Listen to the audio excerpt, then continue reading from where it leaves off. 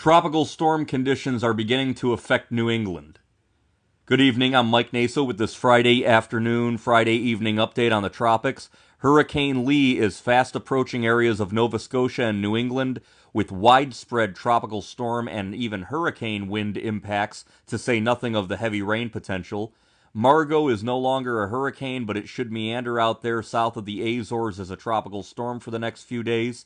And this system is a new tropical depression, which is forecast to become a tropical storm, then a hurricane, and then a major hurricane, although it looks like it'll probably turn out probably even east of the island of Bermuda. But if you are on the island of Bermuda, you need to watch it. And then we've got more systems leaving Africa that might do something as well. So we'll talk about all that. Here's the latest on Hurricane Lee as of 5 p.m. Lee was at 37.9 north, 66.7 west, winds down to 80, but it is still a potent hurricane.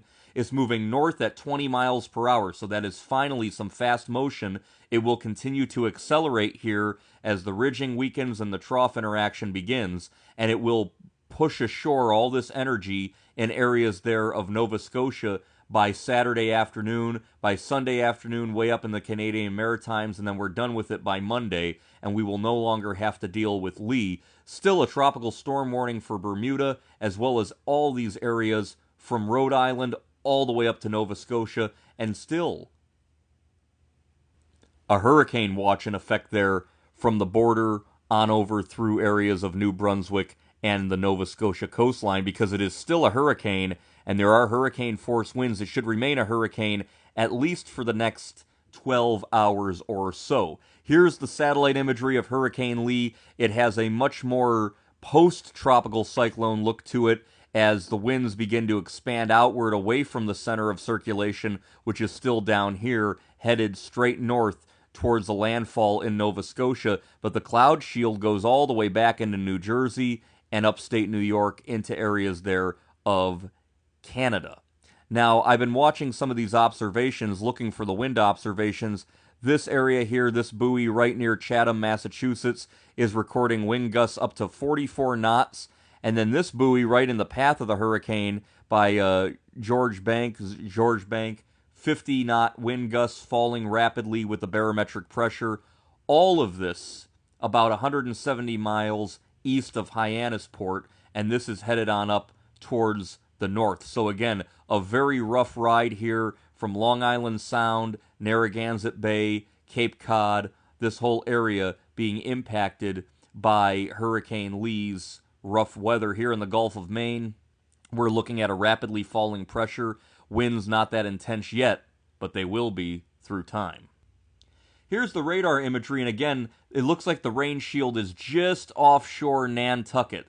So if you're in Nantucket, Providence, Newport, Boston, you guys are going to end up getting into the rain and the gusty winds and the tropical storm force winds. It doesn't look like you'll get hurricane impacts there in New England, but certainly heavy rainfall is possible.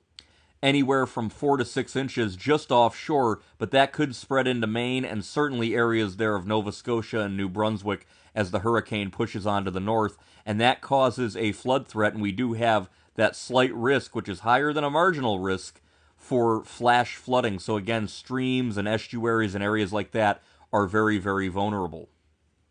The key messages on Hurricane Lee from the National Hurricane Center. Number one, hurricane conditions are possible across areas of southern New Brunswick and much of Nova Scotia tomorrow on Saturday in that hurricane watch area. Tropical storm conditions and coastal flooding are expected to begin in southern New England within that warning area this evening and spread northward along the coast of New England and Atlantic Canada through Saturday. We could have downed trees, power outages, a very nasty ride for some. And number two, heavy rainfall from Lee could produce localized urban and small stream flooding in eastern Maine, New Brunswick, and western Nova Scotia through tomorrow. So again, for the United States, it's really eastern Maine that could get that heavy rainfall and flash flooding.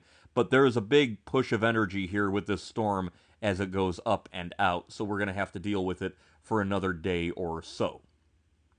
We won't have to deal with Margot, no longer a hurricane. It's at 36.0 north, 37.9 west.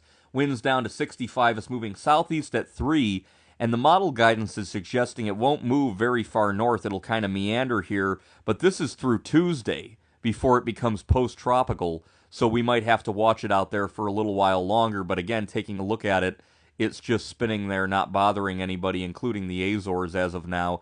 There goes Lee off towards the north, towards Nova Scotia. Here comes our new system that is forecast to become a hurricane. The center is actually below where you can see it on the screen down there, and it's expected to pull north and then eventually northwest and east. So again, Bermuda there I just circled, you guys could get in on some of the action. It's too early to say yet whether or not this system will directly impact you if it moves further to the south. But we will watch it. Here's the latest on Tropical Depression 15. It's at 15.4 north, 44.0 west, winds of 35. It's moving northwest at 13, so it should eventually move out to sea. We won't have to deal with it except maybe in Bermuda, but it could be a major hurricane by that time, so that is a very serious thing for Bermuda if you guys get impacted. The European ensembles have shifted to the east, and the GFS ensembles way to the east. So the hope is that even if it becomes a dangerous major hurricane, it will remain to the east of Bermuda and to the northwest of the Azores, and just stay out here and not bother anybody. But it should become a tropical storm, and do so fairly soon, although right now it's looking a little bit better than it was last night. The convection blew up, then it kind of waned, and now it's blowing up again. So we should see this get a name, and the next name on the list is Nigel. And Nigel, this is the first time that name will be used following Hurricane Nate's impact to Mississippi in 2017. They retired Nate, replaced it with Nigel.